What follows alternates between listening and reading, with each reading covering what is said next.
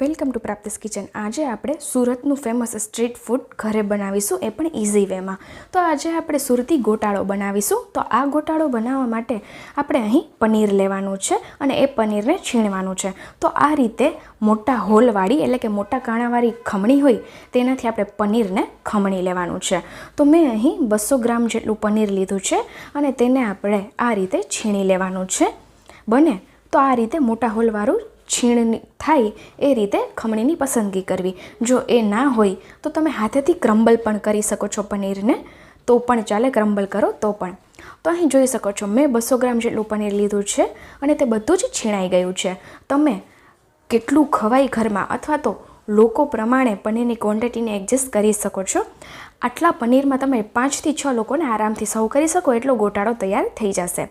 હવે આ ગોટાળો બનાવવા માટે વઘાર કરવાનો છે। તો તેના માટે એક કઢાઈમાં આપણે ઘી અને તેલ બંને લઈ લઈએ। તો 1 મોટી ચમચી જેટલું તેલ છે અને 1 મોટી ચમચી જેટલું ઘી છે। ઘીની જગ્યા પર તમે બટરનો પણ ઉપયોગ કરી શકો છો। સાથે 1 ચમચી જેટલું આખું જીરુંનો વઘાર કરી દઈએ। હવે આપણે તેમાં 2 મીડિયમ સાઇઝના કાંદાને ઝીણા ચોપ કરીને ઉમેરી દેવાના છે। સાથે જ આપણે તેમાં 1 મોટી ચમચી જેટલી લસણની પેસ્ટ પણ ઉમેરીશું।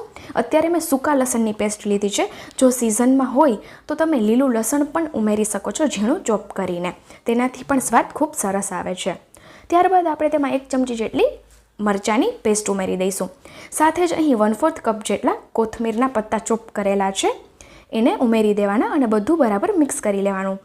મેં અહીં સ્ટોર કરેલી કોથમીરનો ઉપયોગ કર્યો છે, તમે તાજી ફ્રેશ સમારેલી કોથમીરનો પણ ઉપયોગ કરી શકો છો। આ કોથમીરને મેં કઈ રીતે સ્ટોર કરી, જો તેનો વિડીયો જોવો હોય તો પ્રાપ્તિસ કિચનને વિઝિટ કરો, જેમાં તમને કોથમીરની સાથે લીલા વટાણા, લીલું લસણ, સૂકું લસણ, આ બધી વસ્તુને તમે કઈ રીતે સ્ટોર કરી શકો તેનો ડિટેલમાં વિડીયો છે। તો આજે જ પ્રાપ્તિસ કિચનને વિઝિટ કરો। જ્યારે સિઝનમાં આ બધી વસ્તુઓ સસ્તી થાય તો તમે પણ એકદમ ઇઝીલી આખું વર્ષ સાચવી શકો એ રીતે સ્ટોર કરી શકો મારી જેમ। તો મેં અહીં 1 થી 1.5 વર્ષ સુધી સાચવેલી કોથમીરનો ઉપયોગ કર્યો છે, એકદમ સરસ સચવાઈ રહે છે। હવે બધું બરાબર મિક્સ થઈ જાય ત્યારબાદ આપણે તેમાં હળદર ઉમેરવાની છે 1/4 ટીસ્પૂન જેટલી।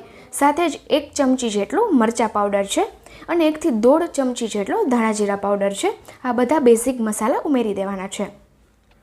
હવે આ ગોટાળાનો ટેસ્ટ વધારવા માટે આપણે તેમાં 2 ચમચી જેટલો પાઉંભાજી મસાલો ઉમેરીશું અને સાથે જ આ બધા મસાલાનો સ્વાદ અને કલર જળવાઈ રહે તેના માટે અડધા વાટકા જેટલું ગરમ પાણી ઉમેરી દઈએ, જેનાથી કલર પણ જળવાઈ રહેશે અને મસાલા બળશે પણ નહીં।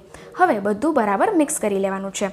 તમે અહીં પાઉંભાજી મસાલાની જગ્યા પર ગરમ મસાલાનો ઉપયોગ કરી શકો છો જો પાઉંભાજી મસાલો અવેલેબલ ના હોય તો, પણ પાઉંભાજી મસાલાથી એક સરસ ફ્લેવર આવે છે તો ચોક્કસથી ઉમેરવો। મસાલા મિક્સ થઈ ગયા બાદ આપણે તેમાં ટામેટાં ઉમેરવાના છે।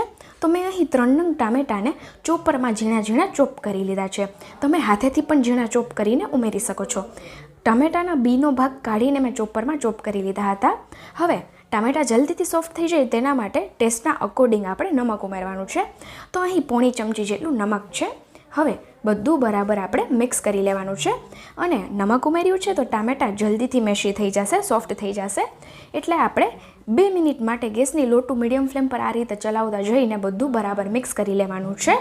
અને આ ગોટાળાની મેઇન વાત તો એ જ છે કે તેની કન્સિસ્ટન્સી બેલેન્સ થવી જોઈએ।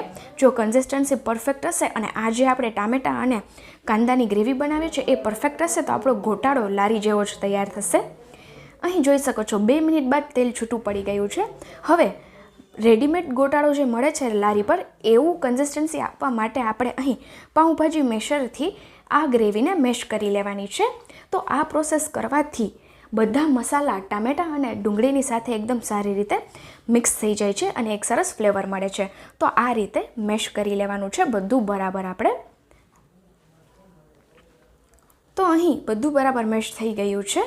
હવે આપણે તેમાં કસૂરી મેથી ઉમેરીશું। તો 2 ચમચી જેટલી કસૂરી મેથી છે તેને લઈ લેવાની છે। સાથે જ હવે આપણે તેમાં પનીર પણ ઉમેરી દઈશું। જે પનીર આપણે છીણીને રેડી કર્યું છે તે બધું ઉમેરી દેવાનું છે અને હવે બધું બરાબર મિક્સ કરી લેવાનું છે। આ ગોટાળાની ખાસ વાત તો એ છે કે આપણે અત્યારે પરફેક્ટ એ જ ટેસ્ટની સાથે બનાવીએ છીએ અને ફટાફટ બની પણ જાય છે। પનીર મિક્સ થઈ જાય એટલે આપણે તેમાં ગરમ પાણી ઉમેરવાનું છે। તો હું અત્યારે 1 વાટકા જેટલું ગરમ પાણી લઈ રહી છું અને બધું બરાબર મિક્સ કરી લેવાનું છે। ગરમ પાણી એડ કરવાથી ટેસ્ટ અને ટેક્સચર બંને જળવાઈ રહે છે। પાણીને ઉમેરી દીધા બાદ આપણે એકદમ સારી રીતે આ બધી વસ્તુને ઉકળવા દેવાની છે, જેથી કરી એકદમ સરસ ટેક્સચરની સાથે બધા મસાલાનો ટેસ્ટ છે તે જળવાઈ રહે અને ગ્રેવી પણ વધારે પડતી પતલી ના લાગે. તો 2 મિનિટ જેવું થવા દઈએ. 2 મિનિટ બાદ તમે જોઈ શકો છો બબલ્સ આવવા લાગ્યા છે, સાથે જ તેલ છૂટું પડી ગયું છે. હવે આપણે તેમાં ચીઝ ખમણી અને ઉમેરી દઈએ. ચીઝ ઉમેરવાથી એકદમ ક્રીમી ટેક્સચર આવે છે ગોટાળાનું અને સાથે ટેસ્ટ પણ વધી જાય છે. તો હું અત્યારે 2 ક્યુબ ચીઝના આ રીતે ગ્રેટ કરીને ઉમેરી રહી છું. તમે ક્વોન્ટિટી એડજસ્ટ કરી શકો છો. ચીઝને આ રીતે ઉમેરી દીધા બાદ આપણે બધું બરાબર મિક્સ કરી લેવાનું છે. અને હવે ફાઇનલી આપણો સુરતનો ફેમસ ગોટાળો રેડી થઈ ગયો છે, જે બનાવવો એકદમ સહેલો છે, સાથે જ ઝટપટ બની પણ જાય છે. તો મેં અત્યારે લારી પર મળે તેવી રીતે જ રેસિપી મેં શેર કરી છે. તો એકવાર ચોક્કસથી ટ્રાય કરજો અને મને કમેન્ટ સેક્શનમાં જણાવજો. તો અત્યારે હું ફટાફટ તેને ગરમા ગરમ સર્વ કરી લઉં. તમે આ ગોટાળાને રોટલી, પરાઠા, ભાખરી સાથે સર્વ કરી શકો છો, પણ આ ગોટાળાને લાદી પાઉં સાથે સર્વ કરવામાં આવે છે. પણ હું અત્યારે થોડું હેલ્ધી કરવા માટે રોટલીની સાથે સર્વ કરીશ. સાથે જ હમણાં નવરાત્રિ આવી રહી છે, તો નવરાત્રિ માટે તમારે કોઈ સ્પેશિયલ એવું ફરાળી ફૂડ જોતું હોય તો પ્રાપ્તિસ કિચનને વિઝિટ કરો, જેમાં તમને ફરાળી ઢોસા, ફરાળી ઇડલી સંભાર, ફરાળી કઢી ખીચડીની સાથે ફરાળી સેન્ડવિચની રેસિપી પણ મળી રહેશે. તો આવી બધી ડિલિશિયસ રેસિપીઓ જોવા માટે પ્રાપ્તિસ કિચનને આજે જ સબસ્ક્રાઈબ કરો, જેથી કરી જ્યારે પણ હું આવા ડિલિશિયસ અને સિઝનલ રેસિપીના વિડીયો પોસ્ટ કરું તો તમને ફટાફટ તેની નોટિફિકેશન્સ મળી રહે. હવે આપણે નેક્સ્ટ ટાઈમ આવા જ ડિલિશિયસ રેસિપીના વિડીયો સાથે આપણે પ્રાપ્તિસ કિચન પર ફરી મળીશું. બાય. Thanks for watching.